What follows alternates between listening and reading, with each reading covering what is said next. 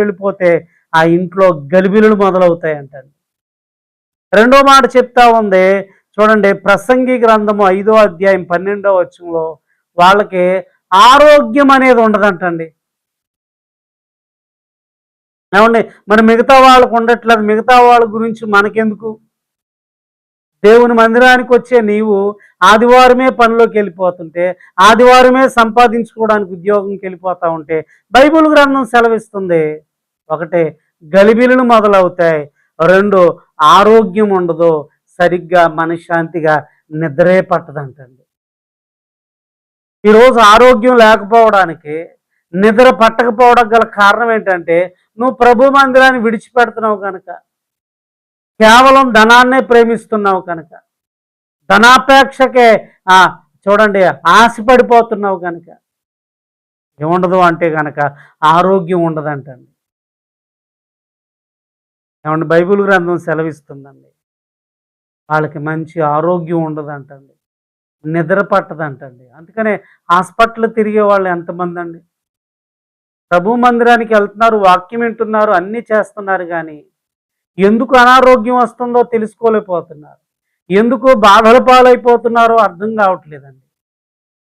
కేవలం దేవుణ్ణి ప్రేమించానని చెప్పి రక్షణ పొందిన తర్వాత, దేవుణ్ణి వెంబడించిన తర్వాత, అన్నీ దేవుడిచ్చి ఆరోగ్యం ఇచ్చి బలపరిచి అన్ని విషయాల్లో దీవిస్తే ఆదివారమే దేవుని ధనాన్ని సంపాదించడానికి వెళ్ళిపోతున్నారు. ధనాన్ని ఎక్కువ శాతం ప్రేమించి ఆదివారం పోగొట్టుకుని లోకంతో పాటు కలిసిపోయి వ్యాపారమైన ఏదైనప్పటికీ కూడా ఆరోగ్యం ఉండదంటండి. అందుకనే చూడండి, హాస్పిటల్కి వెళ్తే డాక్టర్ ఏమని రాస్తాడో తెలుసా? గంటల తరబడి హాస్పిటల్లో కూర్చోబెట్టి చీటీ రాయించి 500 చీటీ రాయించి కార్డు రాయించి ఏమంటే కూర్చోబెట్టి పిలిచిన తర్వాత రాస్తాడు, ఏమయ్యమ్మా ఎలా ఉందిరా, ఏంట్రా, ఆరోగ్యం సరిగ్గా బాగుంటలేదండి, సరిగ్గా నిద్ర పట్టట్లేదండి అని ఎంతమంది బాధపడుతున్నారండి. కొన్ని వెళ్ళిన డాక్టరు ఒకసారే పర్లేదమ్మా అని చెప్పి ధైర్యం ఇచ్చి పంపుతాడా? చూడండి, ఏమంటారంటే కనుక ఉదయం మధ్యాహ్నం సాయంత్రం ఇవి వాడన్నాం, ఓమాస అని రాస్తాడండి. అంటే ఉదయం మధ్యాహ్నం ఈ ట్యాబ్లెట్లు వాడండి, ఈ అరుకులు వాడండి. మరలా కింద ఉంటుంది చివరిలో సమోసా అని ఉంటుందండి, నిజమండి, అంటే సాయంత్రం మధ్యాహ్నం సాయంత్రం ఇన్ని పూటలు వాడితే కానీ ఆరోగ్యం ఉండదు. అందుకనే ప్రభు మందిరాన్ని ఎక్కువ ప్రేమించు, ధనాన్ని కాదు. కానీ దేవుని బిడ్డలారా, దేవుని వాక్యం చెప్తా ఉంది, ధనాన్ని ప్రేమించే వాళ్ళకి ఎక్కువ శాతం ఇంటిలో గలిబిలు మొదలవుతాయి, ఒకటి, రెండు ఆరోగ్యం ఉండదు, మూడు సరిగ్గా నిద్ర పట్టదంటండి. అందుకని వాక్యం వింటున్నటువంటి వాళ్ళారా ఒకసారి ఆలోచించండి, ఎందుకు ఆరోగ్యం ఉండట్లే, ఎందుకు సరిగ్గా నిద్ర పట్టట్లేదంటే చెప్పబడతా ఉంది. నాలుగోదిగా చూడండి చూడండి చక్కటి మాట రాయబడి ఇర్మియా గ్రంథం 17వ అధ్యాయం 11వ వచనంలో జ్ఞానం గలవారు అవివేకులు అయిపోతారంటండి, మూర్ఖులుగా తయారవుతారటండి. అంటే జ్ఞానం కలిగిన వారు అంటే అవివేకులుగా మారిపోతారంటండి. ఇక వాళ్ళకి చెప్పిన వినరో, ఎంత చెప్తా ఉన్నప్పటికీ కూడా. ఏమండి, ఎంత చక్కటి మాట అండి. ఐదవదిగా విశ్వాసంలో దిగజారిపోతారంటండి, ధనాపేక్ష కలిగిన వాళ్ళు. 1 తిమోతి పత్రిక 6వ అధ్యాయం 10వ వచనంలో చెప్పబడతా, విశ్వాసం నుండి దిగజారిపోతారండి. ఒకప్పుడు చాలా విశ్వాసంగా ఉండేవాళ్ళండి, ఇప్పుడు విశ్వాసం లేదు, మందిరాన్ని మానేసి లోకంతో పాటు తిరిగే వాళ్ళు ఉంటారు. దేవుని బిడ్డలారా, వాక్యం చెప్తా ఉంది, నా మాటలేనండి, ధనాపేక్షకి దగ్గరయ్యి నాశనం తెచ్చుకున్న వాళ్ళు బైబిల్లో ఎవరున్నారో తెలుసా? చూడండి, యెహోషువ గ్రంథం 7వ అధ్యాయం 21 నుండి చూస్తే ఆకాను దొంగతనము చేశాడంటండి, దోపుడు సొమ్ము అంటండి. ఆలోచించండి.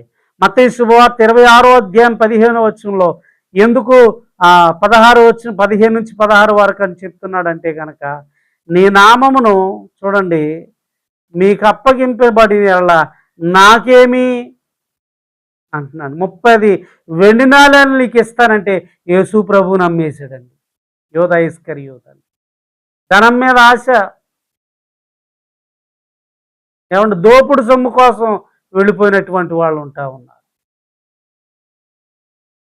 ఆదివారం నువ్వెంత సంపాదించినా దేవుణ్ణి నమ్మేస్తున్నట్టే మందిరానికి మానేస్తే గనక. ఒక పరిసయ్యుడి తమ్ముడు అవుతావు నువ్వు. ఒక పరిసయ్యుడి యొక్క చెల్లెలుగా మార్చబడిపోతున్నావు. దేవుని బిడ్డలారా, వాక్యాన్ని వినండి, నేర్చుకోండి. దైవ గ్రంథం చెప్తా ఉంది చక్కటి మాట. ఆలోచించండి. అందుకని చెప్తాను, ఎందుకు పరిసయ్యుడి ప్రార్థన ఆలకించలే?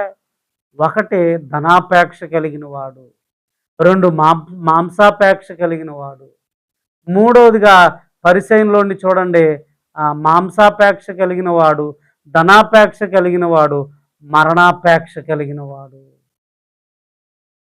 మొదటి మాట మనం వింటా ఉన్నాం, ధనాపేక్ష నీలో ఉండకూడదో. వాక్యం మందిరానికి వెళుతున్న నీవు, వాక్యం వింటున్న నీవు, ఆదివారం కాదని వెళ్ళిపోయి నువ్వు ఎన్ని సంపాదించినా, ఉద్యోగమైనా, వ్యాపారమైనా, కూలిపైనైనా, చేతిపైన ఏదైనప్పటికీ కూడా 5 రకాల క్వాలిటీస్ కనపడుతున్నాయి. ఇంటిలో గలిబిలులు మొదలవుతాయి, ఆరోగ్యం ఉండదు, నిద్ర పట్టదు, విశ్వాసంలో దిగజారిపోతావు. ఎవరో అలాగే ఇలా చేసిన వాళ్ళంటే చూడండి, దోపుడు సొమ్ము కోసం ఆకాను దొంగతనం చేశాడు, దోపుడు సొమ్ము అమ్మేశాడు. యోధా ఇస్కరియోతు దేవుణ్ణే అమ్మేశాడు అంటారు. కేవలం డబ్బు మీద ఆశ, కేవలం ధనం మీద ఆశ. ఈరోజు నువ్వు ఎలా ఉన్నావో ఆలోచించండి. దేవుని బిడ్డలారా, దేవుని వాక్యం చెప్తా ఉంది. ఈ కొద్ది మాటలు ఒకవేళ నిన్ను బలపరిస్తే కనుక ఈ వాక్యాన్ని ఇంకోలాగా అర్థం చేసుకోకుండా, ఆలోచించకుండా, ఈ వాక్యం నా కొరకే మాట్లాడిందని నువ్వు అనుకుంటే ప్రభు నిన్ను బలపరుస్తున్నాడు. లోకంలో తిరగకుండా దేవుని మందిరానికి నడిపిస్తాడు. నువ్వు సంపాదించుకోవాలనేది దేవుని మందిరానికి మానకుండా పెడితే నీ కాళ్ళ దగ్గరికే తీసుకొచ్చి పెడతాడు. ప్రార్థన చేసుకుందాం. మహాపరిశుద్ధుడు అయిన మా ప్రేమ కలిగిన మా తండ్రి, నీ బిడ్డలు విన్న ఈ మాటలను వారిని బలపరచండి నాయన, ఓదార్చండి, మంచి ఆరోగ్యాలను దయచేయండి, చక్కగా నిద్రపట్టే కృపను అనుగ్రహించండి, కుటుంబంలో ఉన్న గలిబిలన్నీ తొలగించండి, నిన్ను సంపాదించుకునే భాగ్యాన్ని అనుగ్రహించి, యేసునే సంపాదించుకునే భాగ్యాన్ని అనుగ్రహించమని విన్న వారందరినీ దీవించి బలపరిచి ఆరోగ్యం చేత నింపమని యేసు నామములో ప్రార్థించి పొందుకుంటున్నాం పరమ తండ్రి. ఆమేన్.